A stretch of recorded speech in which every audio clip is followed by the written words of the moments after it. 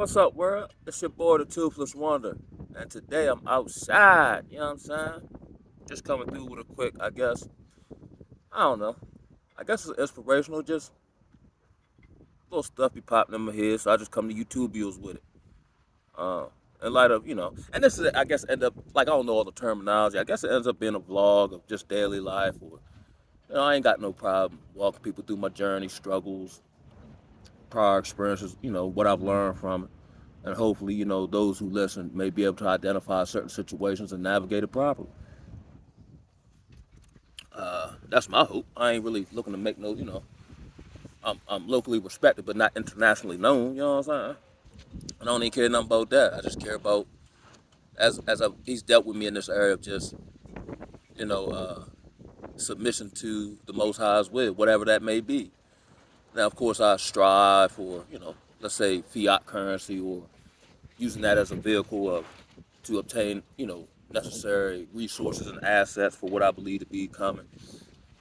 Um, but I've kind of, because of my life situations, I kind of quote unquote go to war with what I got at my disposal, such as, David. Like he ain't had, his armor didn't fit. You know what I'm saying? He wasn't really skilled in, the weapons of war at that time. So he just used what he knew to use, or he just took something, very, minimal, something other people might have looked over and used it to his advantage to take down seemingly an inform or formidable foe. And that's I think one of the skills I've kind of learned is just how to instead of focusing on what I don't have or whatever the case may be, just okay, what do I have at my disposal and how can I make this work for me and in the most maximizing and efficient way possible. What else I'm gonna do? You know what I'm saying? So I'm getting ready to gear up for this training to work in the school. I'm looking forward to that. Give back to the youth. Now, of course, I'm stepping into someone else's institution, so I don't run nothing. But I am looking to just naturally, which seems to be, the case, even at the old job. They might hate my guts now, but they still talk about me. Or, like I was saying about, when I've dealt with females and, years later, the kids get grown, they ask about me or they'll remember something I told them. And I think, we're coming into this stage where, say, those who God has chosen, so you probably haven't had an easy life. You've probably been betrayed more times than you can remember. You probably dealt with hurts and pains that you might not have thought you would have the ability to overcome. Um, I think even though we face the same struggles as everybody else on earth, I think we just have a different perspective. So much so that now others are looking to, let's say, the proverbial black sheep for wisdom, for guidance. Because obviously you got to have some guidance as you're guided by the Most High. Because how did you make it through all the stuff you made it through that has taken other people out? Or, you're going through these various trials and tribulations, but instead of making you bitter, it's actually made you better over a period of time. You know what I mean? I had to kind of slow walk this one. This wasn't no quick fix, but in the not being a quick fix, it really built character that I didn't even know I needed. Resiliency, the ability to, because I don't have a whole lot. Let me be as efficient as possible with what I do have. You see what I'm saying? I've been started instead of trying to hurry up and right the ship. Let me play the long game. I'll get there eventually.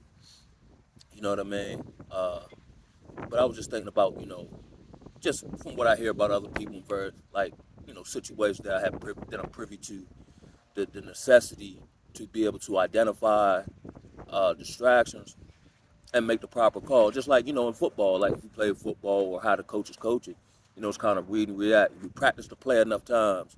If you see the defensive end crashing, you know what I'm saying, then audible out and do a quick pitch around the end to keep him there so we can do what we're trying to do anyway, but we don't need him crashing. So now I really don't be really overly thinking situations.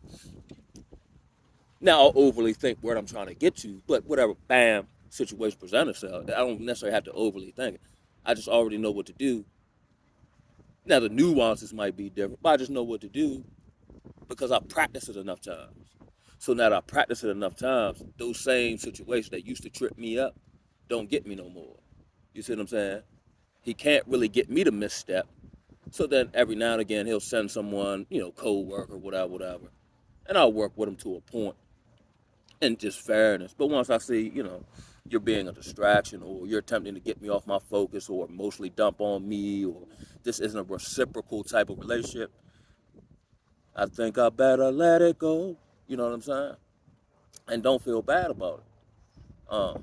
Now I still pray for him, hope the best for him, but I gotta keep marching. Again, I be looking at like life as war, and technically it is.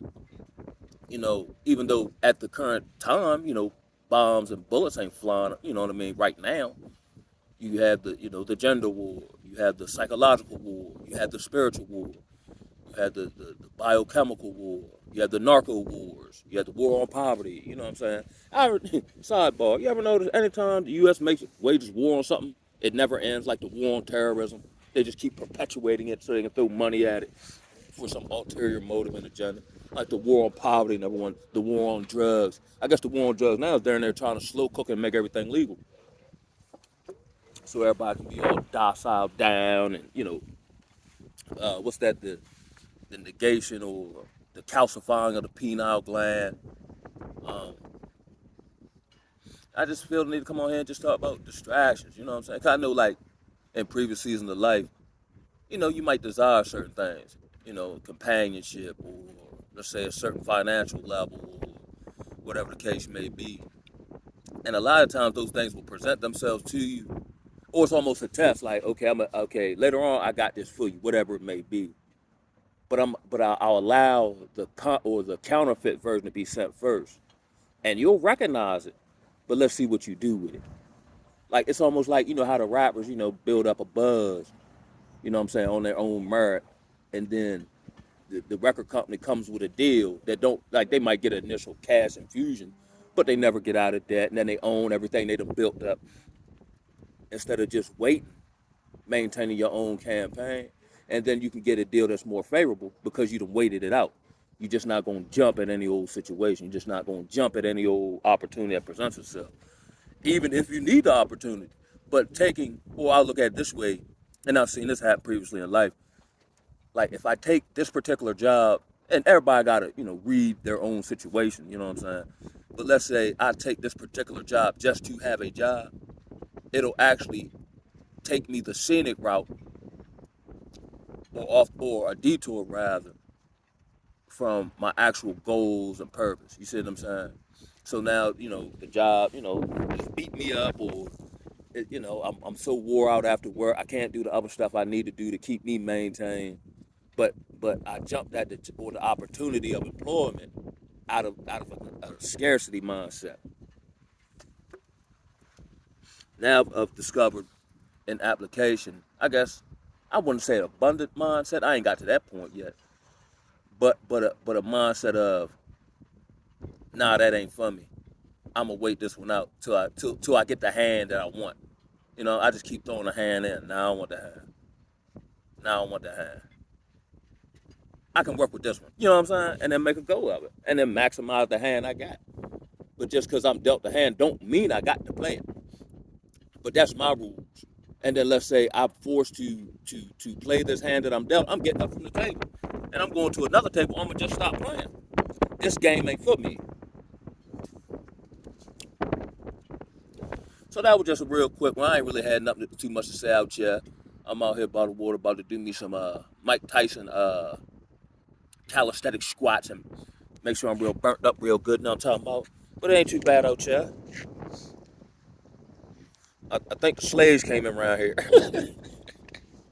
So with that one, man, I'ma holler at y'all. Ooh, ah.